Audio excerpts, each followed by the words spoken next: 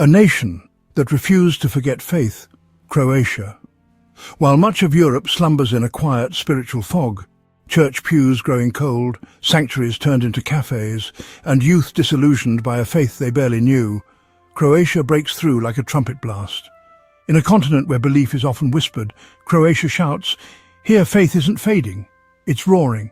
And perhaps the most surprising thing? The fire is being lit by the young. Imagine this. In the heart of Zagreb, teens kneel with rosaries in hand as city buses rush by. College students skip parties for early morning mass. Their faith isn't just private, it's loud, visible, unapologetic. This isn't nostalgia for some golden Catholic past. It's a real-time revolution. It's as if the soul of a nation that once whispered prayers in hiding has finally burst into song. But how did this happen? What lit the match? Is this just a local phenomenon or the beginning of a wider spiritual renewal? Buckle up, because what's happening in Croatia isn't just a curiosity. It's a challenge to the rest of the world, and maybe, just maybe, a glimpse of Catholicism's future. Now let's dive in. Number 1. Faith in the shadows. Croatia's faith didn't just survive under communist Yugoslavia, it was forged in fire. While public worship was tolerated at times, it came with high costs. Churches were monitored, priests were watched, religious education was banned from schools and driven underground. Owning religious materials could bring suspicion. Speaking openly about belief could ruin careers or bring arrest. Yet even under this intense pressure, Croatians refused to let go. Faith became a quiet rebellion. Parents taught their children the sign of the cross in whispers. Grandparents told Bible stories by candlelight. Rosaries were hidden in coat pockets. Belief became a form of resistance, a way of keeping cultural and spiritual identity alive when the state tried to erase it. This hidden faith shaped a resilient spirituality. It taught Catholics in Croatia how to endure in silence, how to trust in God in the absence of freedom. And most importantly, it prepared them for the moment when faith could be lived openly again, not timidly but triumphantly. Number 2, war and the church, a sacred refuge. The fall of Yugoslavia wasn't just political, it was deeply traumatic. War erupted across the Balkans in the 1990s, and Croatia was scarred by bombings, displacement and death. Entire villages were leveled, families separated, futures shattered. Yet amid this chaos, the Catholic Church emerged as a sanctuary, not just of buildings but of hope. Churches that once stood quiet were now crowded, not only with worshippers but with refugees. People slept on pews, priests served meals in sacristies, confessionals became counseling rooms, babies were baptized in shelters. The Eucharist was celebrated under open skies or inside war-torn ruins. In the darkest nights of Croatia's modern history, the Church lit candles of hope. When bullets replaced laws and institutions faltered, it was the sacraments that reminded people of dignity. It was the rhythm of prayer that gave structure to life. And it was the Church that offered not only survival, but meaning in the suffering. Number 3, rebuilding identity with Catholic roots. After the war ended, Croatia faced the colossal task of rebuilding, not just its towns and cities, but its soul. Amid the ruins, one question remained: who are we now? The answer for many Croatians came from the one institution that had walked with them through persecution and war, the Catholic Church.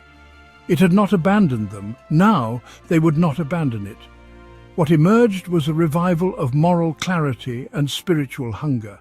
Catholicism didn't return as a relic, it returned as a roadmap. Churches began hosting more than Mass. They offered grief counseling, support groups, reconciliation efforts between fractured families, and youth leadership programs. The Church became not just a place of worship, but the heart of national healing. Catholic values informed civic discourse and political renewal. In a world grasping for direction, the faith of Croatia offered a compass. Number 4, Youth on Fire, a revival led by the young. If you want to see what real spiritual revival looks like, look no further than Croatia's youth. They're not walking away from the Church, they're running towards it, with courage, with creativity, and with a contagious joy that's turning heads across Europe. In cities like Zagreb, Split and Rijeka, young adults are organizing public rosaries in the streets. Teenagers are using TikTok and Instagram to share daily reflections, saint stories and apologetics. They aren't embarrassed by their faith, they're energized by it. At university campuses, prayer groups gather at sunrise. Bible studies meet after class. Eucharistic adoration happens in school gyms and auditoriums packed with students. They fast together during Lent, cheerfully holding one another accountable. They attend youth festivals like Fest, where over 40,000 young Catholics gather for worship, confession and deep spiritual renewal. This isn't passive participation, it's active leadership. These youth aren't being dragged to church by their parents, they're dragging their friends along with them. In an age of self-obsession and digital distraction, Croatian youth are showing that it's still possible to hunger for something greater, for truth, for meaning, for God. They don't see Catholicism as a restriction. They see it as a radical call to live differently, to love deeply, and to lead boldly. Number 5.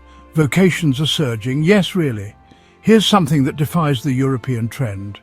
Croatia is seeing an increase in religious vocations.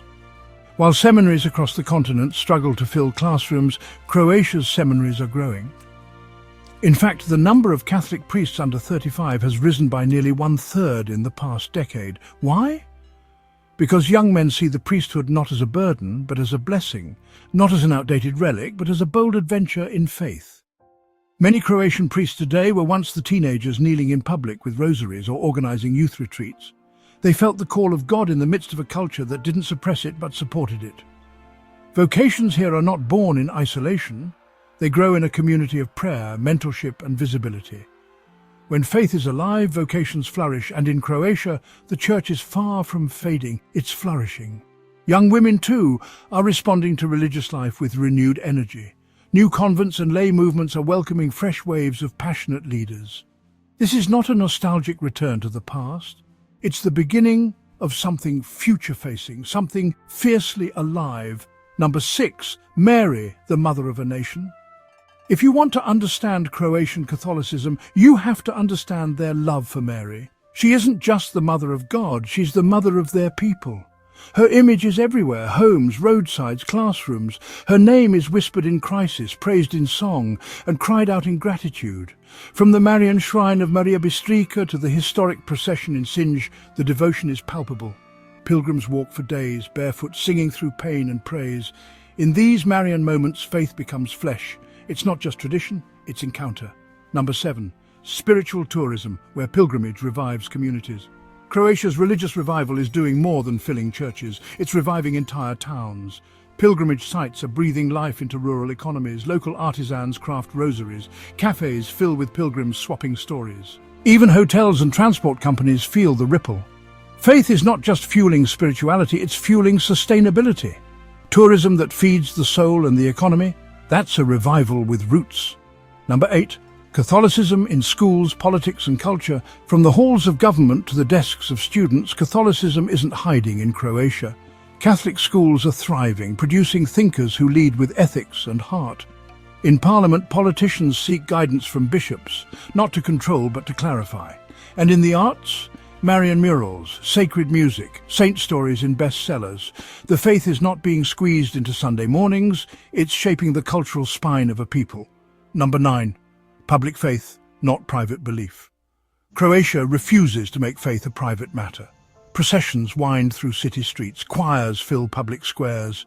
Even casual conversations overflow with spiritual language. This isn't just religion for church walls, it's Catholicism lived in the open. Here, the church is not a relic, it's a rhythm. It blesses, it mourns, it celebrates, it shows up in family meals, street festivals and at the ballot box. Number 10. A torch for the continent. Croatia isn't perfect, but its Catholic revival is sending a message. Faith isn't dead, it's alive. Not dusty doctrine, but living fire. While cathedrals in other places are turned into dance halls or museums, Croatia's are echoing with praise. Their youth aren't nostalgic, they're on a mission. Their churches aren't struggling, they're surging. This isn't luck, it's legacy, it's love. It's a people who refuse to let go when the world told them to move on. Croatia's revival isn't about putting on a show, it's about showing up. In prayer, in pain, in power. It's a reminder that even in a world of distraction and disbelief, faith can still be lived boldly, beautifully, and publicly. So what about you? Has this story stirred something in you? Have you felt that gentle tug of grace calling you back to something deeper? Maybe, just maybe, it's time to follow that pull. If this story inspired you, if it opened your eyes to what God is doing even in our modern age, don't let it stop here. Like this video, share it with a friend, and comment below with what moved you most. And if you haven't already, subscribe to the channel. We're just getting started. Because what's happening in Croatia isn't just a flicker, it's a flame. And from one heart to another it can spread. We are Catholic. We are one. We are home. Welcome home.